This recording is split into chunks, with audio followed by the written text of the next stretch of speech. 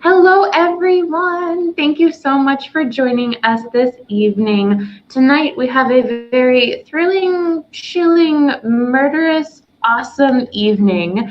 And I am excited because we are celebrating Joe Ide's Smoke. Now, Smoke is the fifth book in an amazing series that many of you are familiar with. It's the IQ series. But in Smoke, well, IQ is not IQ. So it's going to give you a very interesting and different perspective on him because he is on the run and they're at kind of different points in their lives figuring out where exactly their lives are going to go. And you have to read to figure out. I'm not going to tell you because that would just defeat the whole purpose of you reading the book then. And I am super excited to get to hear you guys talk about this. And Joe is going to be in conversation. I'm going to say the name correctly, Ivy Pochoda. Did I get it right that time? That's perfect. Sweet. And she is the author of These Women, which takes on the different perspectives of 5 different women, well, and other books as well, but These Women is her most recent. And it takes on a very interesting perspective of 5 different women and a serial killer and kind of how they're all interwoven together. And I am going to go ahead and pass it off to Ivy. But before I do, ye old house rules for everybody. To the right-hand side, we have the general chat section. If you look right down below, you'll see where it says ask a question. That is indeed where you can ask our authors questions. I would highly recommend you do so because you get to take full advantage and ask them whatever you would like. And I think that's kind of the best part of an event is you get to pick the author's brain. And then, of course, if you would like to support these authors and our local store, Mysterious Galaxy, well, local for us San Diegans, then hit that purchase signed book button below and you can get a signed Smoke and not a signed book plate. Oh no, but the rare unicorn of an actual signed book in these quarantine days. And on that note, I will pass it off to you, Ivy, and I will see you guys at the end of the event. Have a good event. Well, that was some intro. Hello everybody out there in Crowdcast land. I'm so excited to be here tonight. I'm a huge fan of Joe's work. And I have a million questions about this book, not what it's about, because I know what it's about. I read it. We discussed beforehand what not to ask, and he was like, but you should find out to read it. Though I'm sure many of you already bought it or know about it because it's the 5th in a series. Before we begin, I need to make a huge confession here. What initially drew me to this series from the get-go, from book 1, was I was and still am a huge Sherlock Holmes fan. And when I was 10 years old, I went to the Sherlockian breakfast with my dad's assistant in New York at the Algonquin Hotel. Yeah. And all the women were supposed to dress like Mrs. Hudson, and all the men could dress like Sherlock Holmes. But I was 10 years old, and I wore a deerstalker, and I had a pipe and a blazer. I didn't get to go to school that day. And they took my picture, and they put it in the New York Times. And I'm like interviewed with this. Wow. I know. So I was like, and it sort of was my initial interest in writing mysteries, and to have somebody take my love of like street fiction and the modern world and marry it to Sherlock Holmes is just beyond perfect. So this is a true treat to have this conversation. There are a number of similarities between our books, a number of them. Yeah, I think that's one of them. Yeah. So I wanted to ask you something before we begin. I think this has been alluded to. This book's a little different than the others, which is important because your characters change. So why did you move this narrative out of East Long Beach, which is such a wonderfully specific place? I always wanted the characters to grow from book to book. I didn't want to write the same book twice. I mean, where you only just change the case. Mm-hmm. I'm way more interested in characters than plot. You can always come up with a plot, but my interest was in how these characters would meet, the kinds of problems we all run into. Right. And that's sort of the surprise part for me because I don't know. I don't have an outline and I don't have a template. I have story idea and some characters, and I just start writing. And they take me where they want to go. you have such a rich cast of characters, and if you've followed the whole series, it's a lot of people, and they're all developing at different rates and backsliding, and it seems to me it's less so a series than, I know it's a series, how can I explain this? It seems like an anthology of existence, and sometimes they're interacting with each other, and sometimes they're on their own. It almost feels like when they talk about like an anthology series on TV, this last book had that feeling to me. Is like, this is not necessarily going to be like a true sequel. It's not going to truly bring them all together. They're doing their own thing, but we're still invested in them. It must be so hard to keep them all going, like keeping track of where everybody is in his or her journey. Surprisingly not. That's good to know. Yeah. I mean, I ask myself, well, where are they in their lives? And I take the character, where are they now? What decisions would they make at this point in their lives? And about what and about who? And, I've had a little practice, so the characters are clear to me now. And I know what they would do in a given situation. I mean, I think you do the same thing, where you are the character.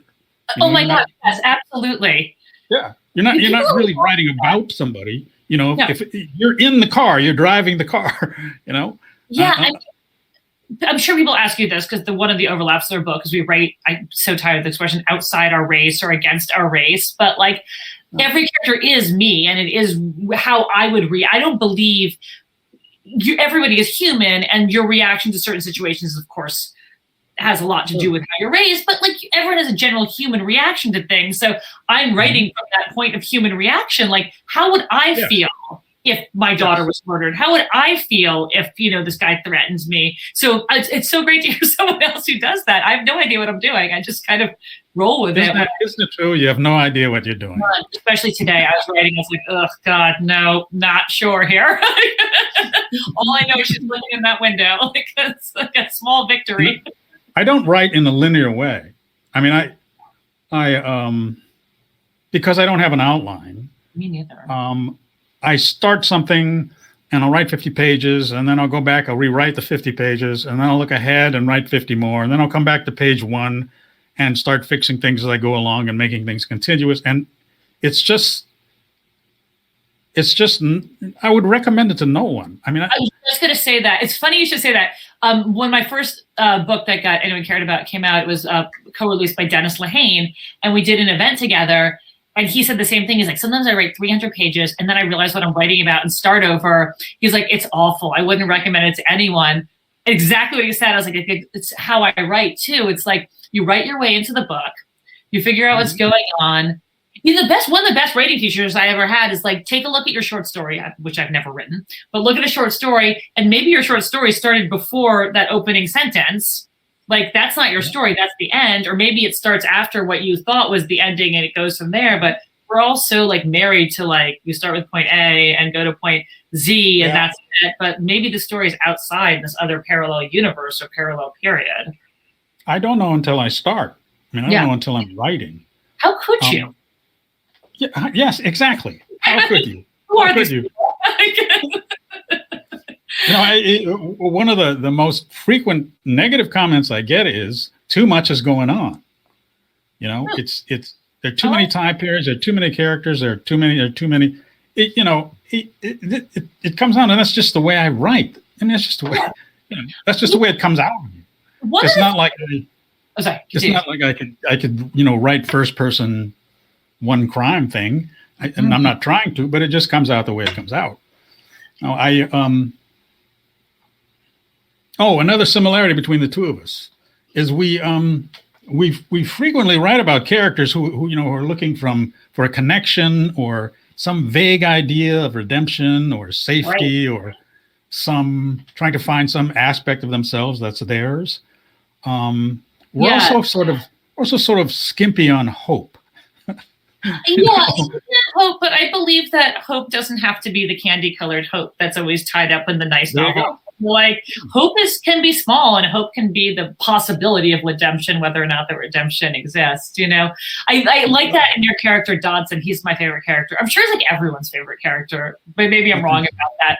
Is the sense that he does what a lot of my characters do. Like, he's always looking into his past for that moment where things sort of went wrong, or with the decisions he made to lead him where he is now, which is sort of the whole purpose of my writing and all my characters. And again, when I didn't know what I was doing today, I'm like, let's make sure she figures out what moment in the past did she pinpoint that thing where it all went off the rails. But Dodson's very much like driven by this idea that like all these things he's done, there's he can't correct it, but he can use it, and he's very self-analytical and but he's so kind to himself. I love that, but he for me is emblematic of this idea of like hope and redemption, although he keeps messing up, which I love because we're all human, right?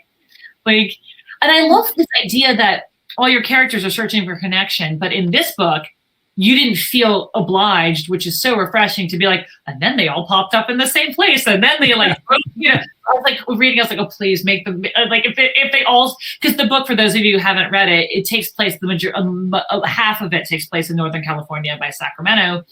And I was like, if the whole Long Beach crew shows up there, I'm going to be very disappointed. And you didn't. At the end of High Five, he leaves town because he's chased out of town by a bunch of bad guys. And I didn't know where he was going or what he was going to do, but I knew he had to have PTSD. Mm-hmm. You just can't live like that through the experiences that he's and what he's seen and what he's done. You just can't come out of that unscathed. There are a lot of detectives that do, but I don't know how. And so that's where I started him, that he just wanted to not be IQ anymore. And again, I'm him. I'm driving the car, and where am I going? And what am I thinking? In that sense, it seems, I guess the putting it down on paper is the hard part. But, in terms of where he is, I know where he is, and you know where your characters are too. Or I got to find out, because sometimes they just appear in like random places. But I think that he's not IQ, but he sort of is, because he's I'm going to say something that's going to sound wrong.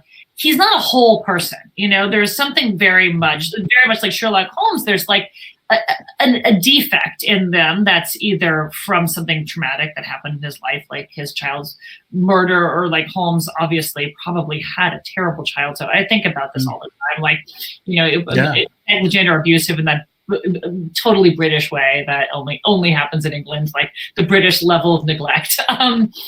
But these people aren't fully formed. They're not they're three-dimensional as characters, but there's something missing. So when you're saying he's not IQ, but that's exactly who he is. He just had some outlet for his, mania before. And so, but he can't help it. Like when he gets there, then of course, adventure finds. Who is whole? Yeah, it's it's a rarity. Meet somebody, you go, well, that's a whole person, and so it's that they were all going to be like that. I couldn't write them any other way. Oh, by the way, that there's another coincidence, is that we both write about your book, and my book is about serial killers. Yes, it is. And your book, I was wondering, when you moved him to Sacramento, did you know it was going to be about serial killers? Because Sacramento is ground zero of the serial killer. I knew it was going to be about a killer, that a killer would come to this little town. But as I'm writing again, I want to make him more scarier and make you anticipate somebody horrible and then show up with somebody horrible. And that seemed, in a way, a convenient way to do it, because you can say, well, he killed all these people, and you don't have to actually see the killings, just that rep coming into town. And you do it, your killer's entirely off screen, just about. And then you deal with the killings in retrospect, and not from the point of view of the killer, but in terms of his victims. And that's... I don't know of any book like that, really. I read this book called Over Tumbled Graves by Jess Walter, which kind of starts with the serial killer is like completely in the book, like he's chasing a woman around, but it really sort of talked about the cottage industry that springs up around serial killers. And I was sort of fascinated by the idea that, you know, when a serial killer arrives on the scene in fiction or nonfiction, you know, people get pretty excited because there's like all this stuff like profilers and now like all you have to do is watch All Be Gone in the Dark or Don't Fuck with Cats, which I'm getting that documentary, which is what it's called, to see that like a serial killer just like triggers the imagination. And I figured that cottage industry also extends to, there's the professional and then there's the, you know, human. And I wanted to write about the, you know, people, you know, around a serial killer. I'm also like really bad at plot. It's like I hate writing plot. Yes, everyone should buy Over Tumbled Graves from Mysterious Galaxy. It's a great book. It's by Jess Walter, who like is a literary novelist now, but he started out as a crime novelist. Although there's no difference between crime novelists and literary novelists in the real world, but you know, I thought that the really interesting thing was that you used the women as a way to look at women in a wider sense culturally, and how the rest of the culture treats them depending upon where they live and who they are and how much money they make. Did you know that going in that this would be about this theme? Sort of. So I watched a documentary when I was writing my previous novel, Wonder Valley. I'm from the East Coast. I'm from New York, from Brooklyn. And people in Brooklyn talk a lot different than people in LA. People on the street talk differently.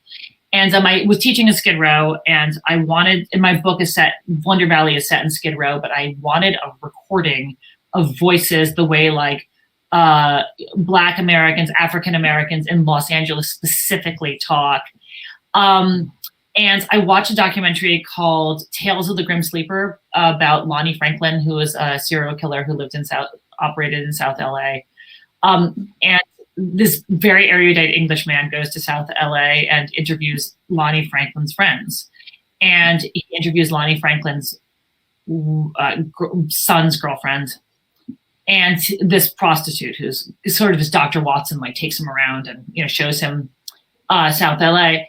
And so I wanted to, and all of these people are like, it's very odd. I'll try to summarize as quickly as I can.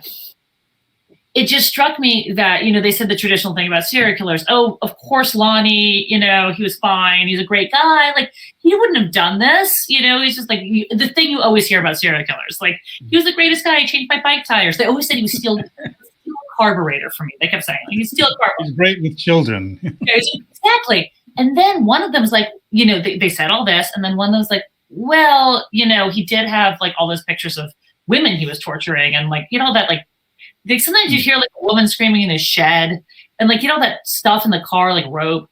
And then the girlfriends of the son said, he was a great guy. He got me a new car, blah, blah, blah. He used to come in and watch us have sex.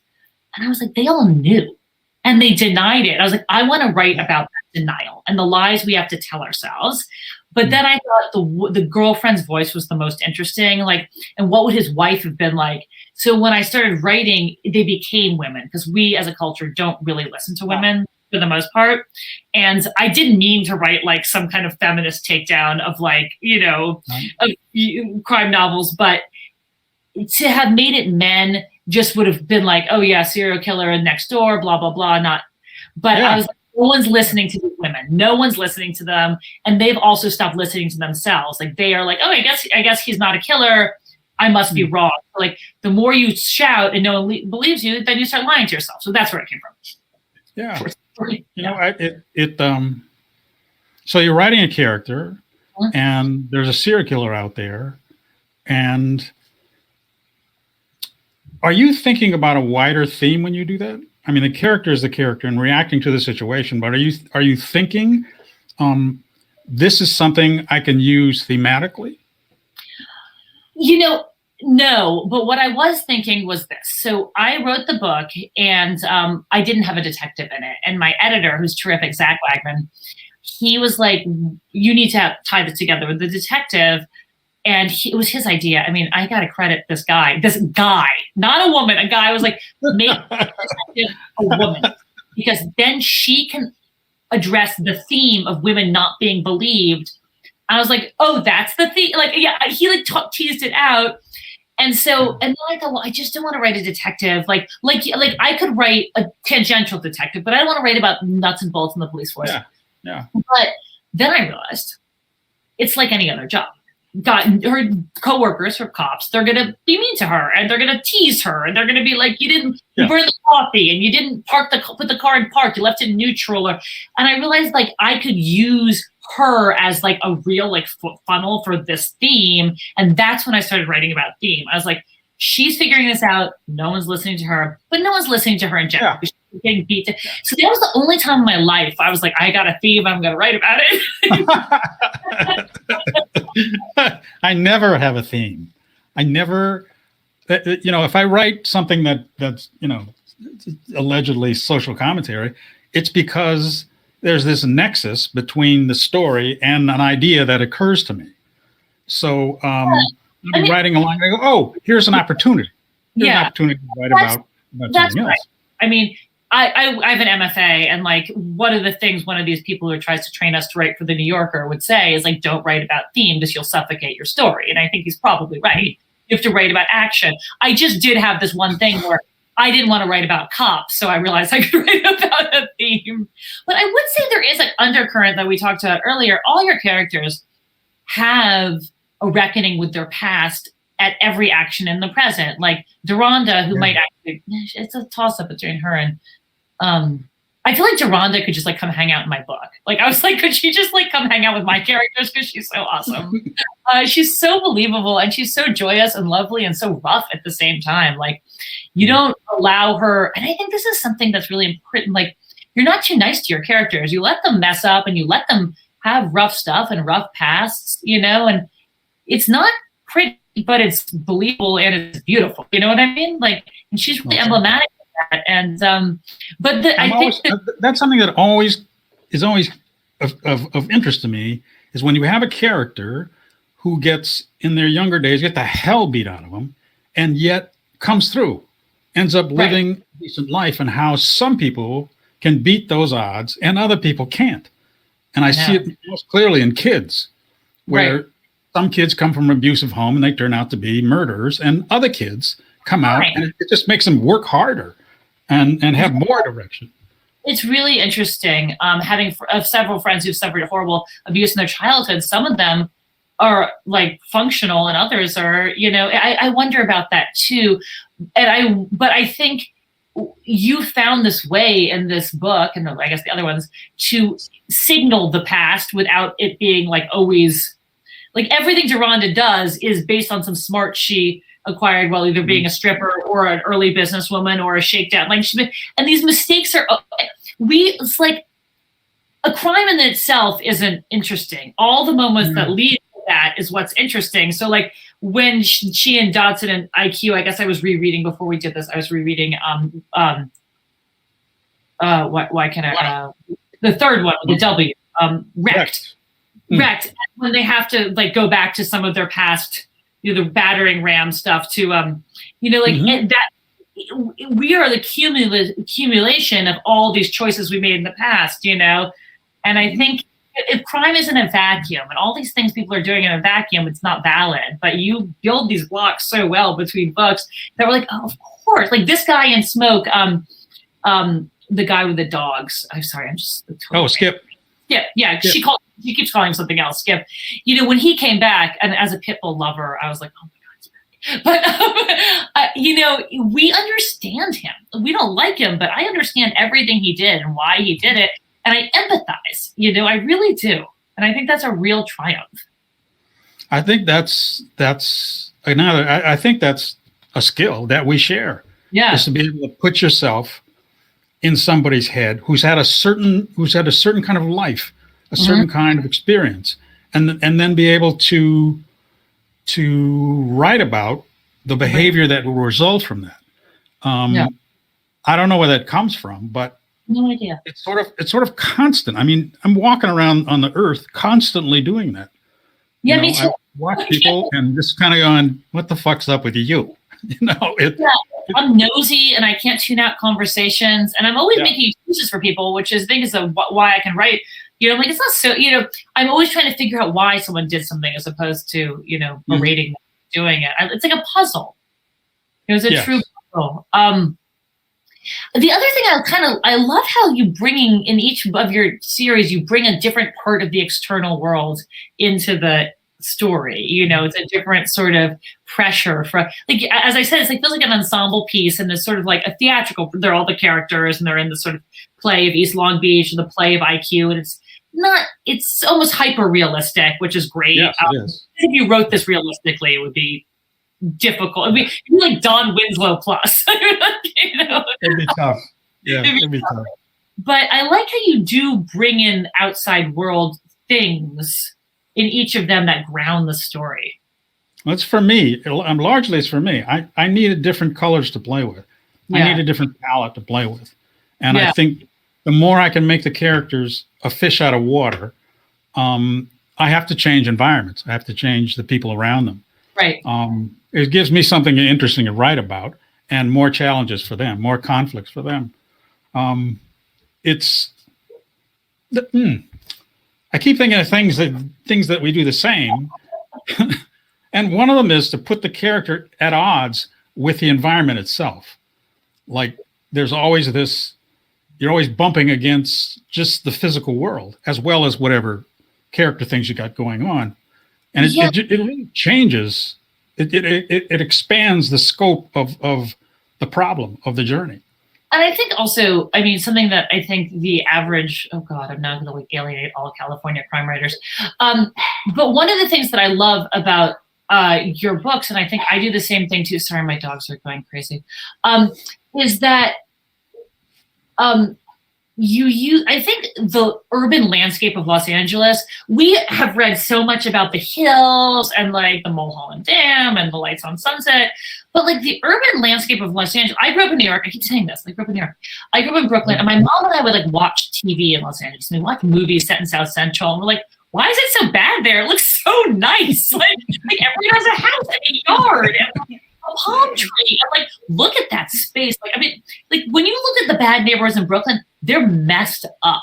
Oh, like apartments are horrible. Like, so when you look at like Vermont, you know, Vermont Square and like historic South Central, it's like to the, yes, the living's rough, but like when you look at them for the aesthetics from a different, it looks really nice. And I think one of the things you and I both do is we really talk about the urban landscape in a way that does put our characters at odds with it, because in these women, it opens this woman, she's looking around, she's like, I came up in like this horrible part of Arkansas, and like, this is nice, you know, like open your eyes. Like, she's like bleeding to death, but she's like, this is really nice.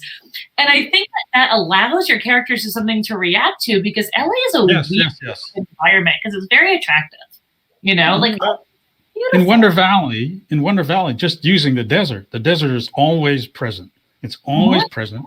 It's always fraught with hazards. Yeah. And it changes the people who live there. The people who live there, in some part, are dangerous because of where they live. Yes. That chicken farm scared the hell out of me. I got to tell you. I've done that. I've actually killed a chicken. The book has someone killing a chicken in it, and I've killed a chicken in that exact way. My wife is here, and she's not going to like you if you keep talking about the chicken. Is she a vegetarian? She's a vegetarian, but she's very pro-animal. You can tell her that the reason that I was forced to kill a chicken, I went to a vegetarian summer camp, and they said you could eat meat if you were willing to kill it. And I was 10 years old. I was like, I'll do it. And wow, this other counselor, and she and I, a bunch of us did it, and then we cooked it, we cleaned them all, and I figured like it was a life-changing experience. I was 10 years old, 11 years old, yeah. All right. See, it's pretty okay, cool. Honey. She's still shaking her head. Really wild chickens and test this theory out. I'm very, yes. So, but I think that like not a lot is made of the beauty of the urban landscape, and also the grit that the like, I hate that word, I'm sorry, the like difficulty of living in it. Like, you know, Long Beach is pretty, it's on the water. Like, how bad could that be? But like, yes, it's all palm trees and yeah, and like horrible motor courts and stuff. But I think that's there's this sort of the grit thing. I mean, LA air. There's just something in the air, like there's a little bit of dust in it or something. Sure. Small particles, fires. I don't know. You know, it's you're breathing something that has thickness. Yeah. And it's one of the reasons I don't really like LA as a city, is you're driving through this really dense air, and there's sort of this little fine grit on everything, and it's also it's architecture free. No, it is an ugly city to look at in scope. You get on the freeway, you look over the overpass, and there's this sprawl, and you keep driving in LA, you think it's going to change, but it doesn't.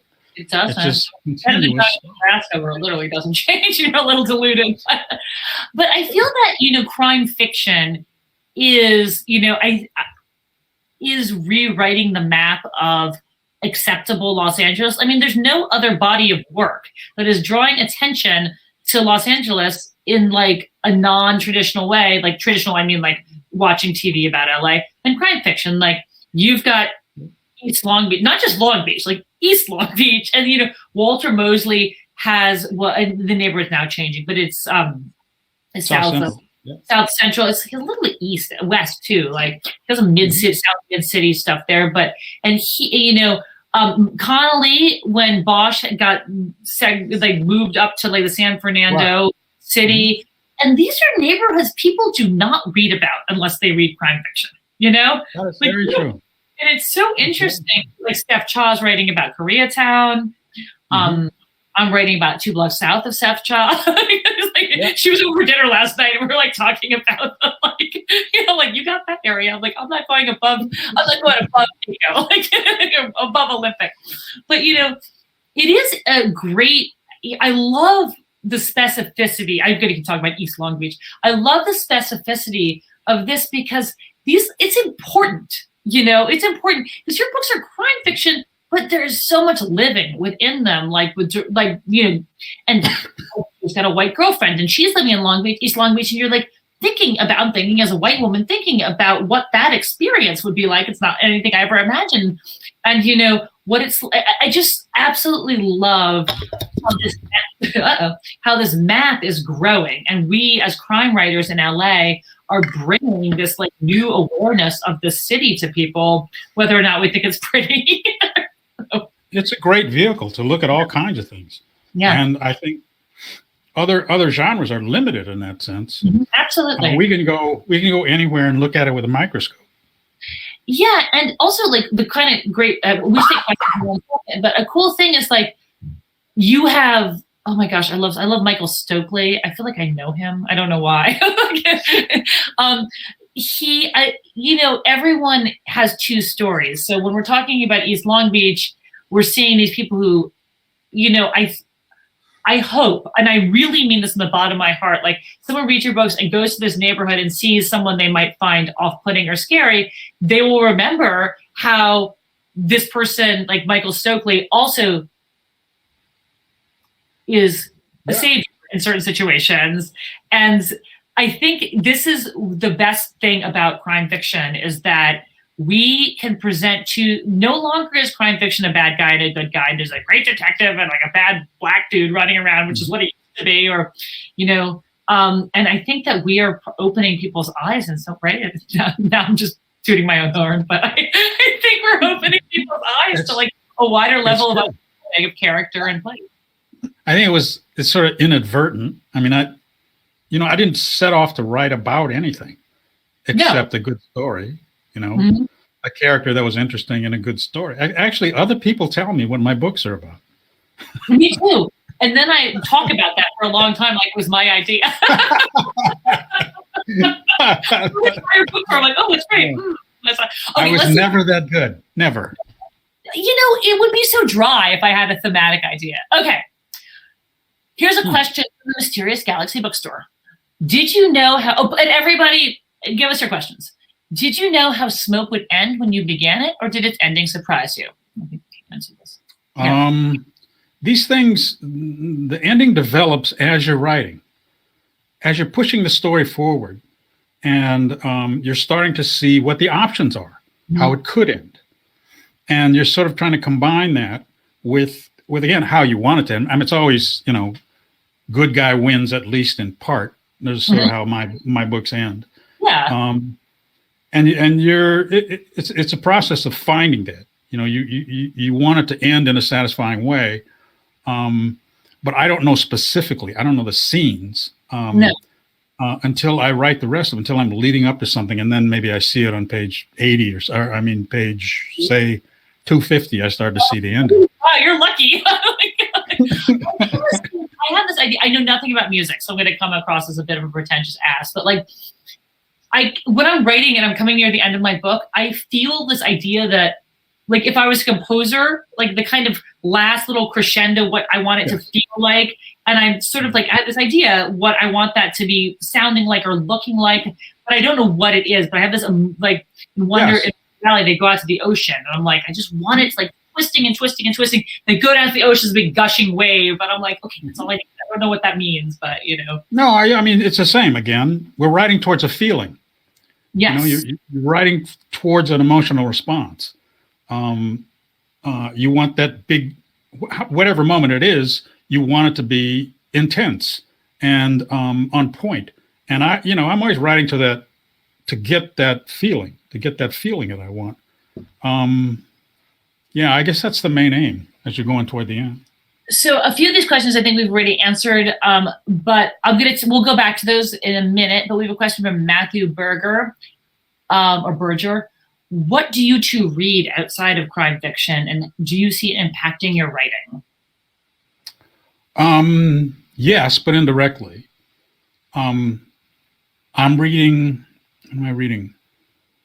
Well, I just got finished reading Ivy's book, These Women. Good for her. And now I'm reading her other 3 books. I don't really remember particular things. I remember impact. I remember emotional impact, and I may have images that smack me in the head and just stay there. Right. Like the chicken farm, man, that just wiped me out. That's in Wonder Valley. You're wondering what. I read everything. I read a book. If someone says it's true, I do too. I read everything. I read a lot to my kid, reading the Chronicles of Prydain by Lloyd Alexander. And I have to say, there is something about reading really good vintage middle grade fiction where you figure out how plot moves. But I think everything is informative. I try not to read too closely to what I'm writing when I'm writing, because then I get all angry. If I read something, I'm like, oh, frustrating. I just read Say Nothing, and the author I can't remember, but it's about the IRA. Oh, and and it was a terrific book. But I read where I find something good. I'm always looking for something that I can open a book up, read 5 pages, and go, yeah, this is for me. Yeah, that's a good feeling, isn't it? I read something like that recently. What was it? I'll think about it. I was like, this is so good. Elizabeth Hand's series, the Liz Hand series, and some of them are out of print. The latest one, the Books of Lamps and Banners, book 3 of the Chronicles of Prydain. Yes, you should all read that. If you have kids or nephews or nieces or grandkids or whatever, the writing quality of those Prydain books is far and away better than anything being published now. It is so beautiful. Wow. Okay, I'm on it. Book 4 is a bit of a mess. Okay. Let's see. I'm going to say your name wrong. Adiha asks, I'm sorry, that's awful. Joe. She's a woman and she's very disturbing, but go ahead. Oh, okay. I know her. Okay. Okay. Joe, I like the characters of IQ evolve the way Easy Rawlins and the other Walter Mosley characters grow. What inspired you to tackle PTSD? I've never read a crime novel that addressed the trauma of the investigator. Brilliant. Oh, well, thank you. Thank you. She's my biggest fan in Texas. Oh, that's right. That's awesome. I thought that it was logical that Isaiah have PTSD. He's chased out of town. He has his friends are gone. Everything's gone. He has to leave everything behind. And what he takes with him is this experience of violence, both done to him and what he's seen. He's seen all this suffering and blood and grief. I just thought, well, how could he not have PTSD? Right. I like Ivy, I'm a lot about, one of the consistent things in my book is about the victims, is the effect of violence on people. Usually they're prompts. You shoot somebody in the head, and then the guy goes on and drinks a martini with a beautiful woman. That if you've ever been close to violence, if you've ever experienced violence yourself, or even done violence on somebody else, it changes you. Right. You're a different person as a result. And I don't want to use victims as just total props where they get shot or they get assaulted and then, okay, we'll see you later. Well, I wrote a whole book about that. So Yes. I feel so lonely. And I think it's important too, because we have so many of these series, Connolly has one, everyone. I'm not going to sit here and list crime series, but like the only other series in which I've seen a detective or PI be traumatized in a very believable way is, oh my God, why am I blanking on this? I talk to this man like every day. Alex Segura's PI series. Oh, Alex. Yeah, Blackout. When Pete, right, he goes to rehab because he's drinking too much, and you would think that's Alex. It's such a great series where he actually, I think that's PTSD, right? Like, yeah, I mean, he's a drunk, he's a drinking problem, but it's definitely related to what he's experiencing, like in the field. So that is something I recommend. I can't remember the name of that. Blackout is the one where he goes to rehab, I think. There it is. There you go. Thank you. This is amazing. Okay. Here's a good question from the bookstore. Your books have multiple main characters, but are there any secondary characters you really loved writing? This book has so many great secondary characters, so I actually want to know the answer to this. Or who left a strong effect on you? I don't love them. I'm trying to evoke a feeling. Whenever I write to the emotion. I'm trying to find something that I'll react to in an emotional way, whether it's fear or disgust or joy or whatever it is. And I'm trying to find that feeling in a bad guy, in every minor character, so that every minor character is in some way memorable. I don't want to pass anybody over, or why are they in the book? Why are they in the book if they don't make some kind of impact other than as a plot device? So it's just one of the things I do. And another similarity with me and Ivy, I think we were both born in Japan or something. It's just, well, we kind of look alike, So it's remarkable. We do the same thing. We both look for an emotional response when we create a character. Maybe you're not. It's not conscious, but that's very, very good job of going into the mind of characters who just in a movie would be the person who hands you a Coke at the drugstore. What? Thank you, 50. Yeah. Pumps your gas or whatever. Like you give them, like Cherry in this book. I love the name Cherry. It was very exciting to me to see that name in the book. Like we understand where these people, everyone is coming from. And it's a really interesting choice because you're giving every reader the complete picture as to why someone does something. There's a great character at the ad agency, Stimson. Is that Stimson or Simpson? Stimson. Stimson, yeah. A white guy, also ran, put out to pasture. And there's just this touch that he wants to go on this Winnebago trip with his not great in health. His wife is failing and ailing. And it he's pathetic, but I guess pathetic would be the word for it. He, you give him the grace to have, a private life that's also sort of something. We know that guy. You know that guy too. I feel like he lives next door to my uncle. But it's a question of finding that, finding your uncle in it. So, another great question from the Mysterious Galaxy. Okay, why do you think it is that so frequently in stories of crime that the perpetrator of the crime is the main focus and the victim is frequently forgotten? I mean, I think that's sort of the easiest way to scare you. Yeah, that seems to be the primary thing to go for. Is fear and horror seems to be the primary thing that kind of writer goes for. I'm not knocking it, but it's not really interesting to me. Yeah, I mean, it's sort of like that old Paradise Lost paradigm. Everyone thinks the devil is really fascinating because it's the unknown, it's sexier, and I think this is changing. I think that crime fiction is evolving past that. I think we no longer. So in serial killer fiction, cops like to believe that because you can't catch a serial killer, that person is necessarily brilliant. They just know it's not true. They've just evaded capture. Joe's book will prove to you. But fiction around this topic has glorified serial killers for that reason. Like, it's not like they sit around there and let me plan. Like, there's no Hannibal Lecter does not exist. It's like not some like brilliant like. Also, his crimes are really obvious too. So he's kind of brilliant in the sense that he just put it in plain sight. But there aren't any serial killers sitting around in nice suits drinking martinis. They're stupid. They're stupid. They're just dumb enough to get away with it, and then the cops are all chasing like some like mastermind and like using my geo-profiling, my favorite software technique, which is unbelievably complicated to find like one dude. And so of course the fiction is going to glorify that because we can't have imbalance. We can't have like 17 brilliant minds catching one moron. So in fiction, we got to make that moron like really flashy. Yes. You know, like there's a whole.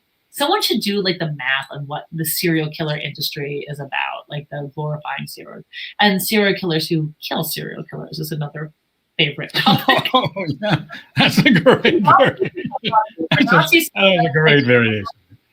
When that idea came up, you must have just gone, "Oh, I'm genius. I'm a genius." That was I try to make all the bad guys. There are no cool bad guys in my books.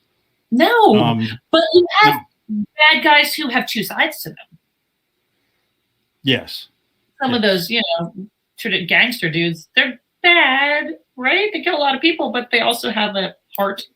They're I don't want outright stupid bad guys. No. Otherwise it just makes the fight uneven. And they're not necessarily smart as they are cunning or clever or ruthless. And that's the way to make it. Anything in a vacuum where you're not explaining where this violence comes from is lazy. So, like, we understand your conflicted characters, why they do violent things. But, yeah, bad guys, just qua bad guys, are not good. They're also physically ugly. So. Okay, let's see. What's the difference for you between writing a serial killer versus a non-serial murderer? Nothing. They're both impulsive. They're both impulsive and stupid. I mean, some of the killers in my books are able to articulate their reasons, in terms of this is my turf or that we're rivals or something. But it's still a stupid thing to do for stupid reasons. Well, I don't really distinguish. The impulse is this lack of control, this immediate anger, this immediate hatred that is so easy to provoke in somebody who's had a certain kind of life. I think that's a product of the kind of culture we're living in now, where this instantaneous anger, if you look at me wrong, I'll shoot you in the forehead. That's a product of many things, but that's like a long sociological explanation. You're in Wrecked, you're a team of ex-military, out grave torturers. I mean, they're not serial killers in the conventional sense of the word, but they resort in murderous violence all the time to like achieve their ends. So like that's another level of like a serial killer is a specific, diagnosis or whatever. But like those are serial murderers for sure. Yes. Another thing I'm fascinated with, and I think you are too, is the state of mind you have to be in to do that kind of shit. I mean, it's fascinating and it's horrifying, but I've tried any number of times just kind of get into that, get a feeling for it, but I don't have an understanding really. I don't understand this sort of pathological violence that is not related to some, like, I guess it's an ingrained perceived wrong, when you're a serial killer, like something that happened to you as a child. I also am fascinated all of us have not committed horrible acts of violence because we're restrained by society. I'm always also shocked that not everyone has killed someone because we're all like crazy. Like, I always think, That's also true.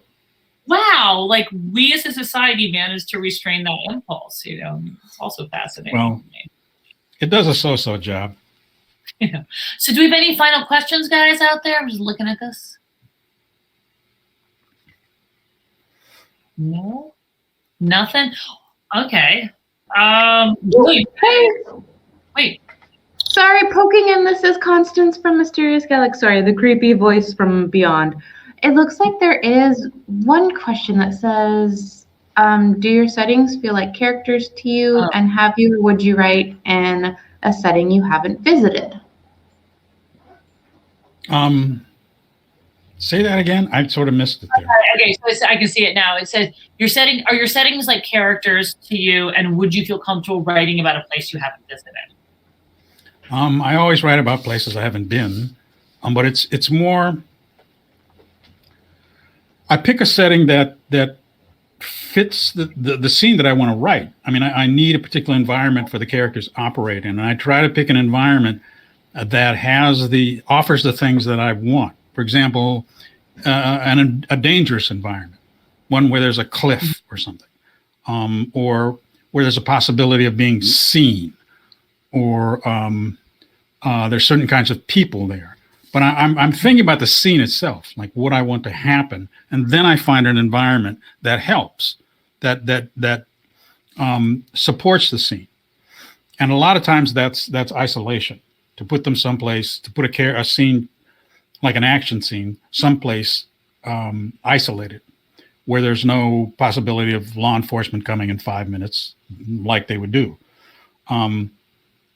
So it's partly just mechanical, trying to find that location that's logical, that will help me write the scene. I only write about places I've been. I have no imagination. I made the mistake of writing a whole book about a place I knew nothing about, so that was a big mistake. All my books are set like a block from my house. It's just easier that way. Awesome. Okay, this was great. I totally enjoyed this conversation. Me too. That was fun, Ivy. It was really fun. I feel like we should continue this, when the world ended in the death spiral in person. Okay, guys, buy all of his books. And Ivy's too. Buy mine too. Yep, buy all of the things. Buy all of Ivy's books. Wow, that is not an English word. Buy all of Joe's books as well. I'm sorry, I'm so tongue-tied. But I want to say thank you so very much to Joe and Ivy. This was a phenomenal conversation. Like, there was lots of love in the comment section for it as well. You're both so articulate, and you bring so much to like a conversation from so many perspectives, and you're phenomenal writers. So I really appreciate you guys taking the time and sharing like your thoughts and conversation with us tonight. I really, really appreciate that. And I know that our readers do as well. So on that note, we will say a huge, huge thank you to everyone for coming and joining us tonight and for your questions. And good night, everybody. One last shameless plug. Go buy all of their books down below, and we will see you next time. Bye. Thank you, Constance. We'll see you, Ivy.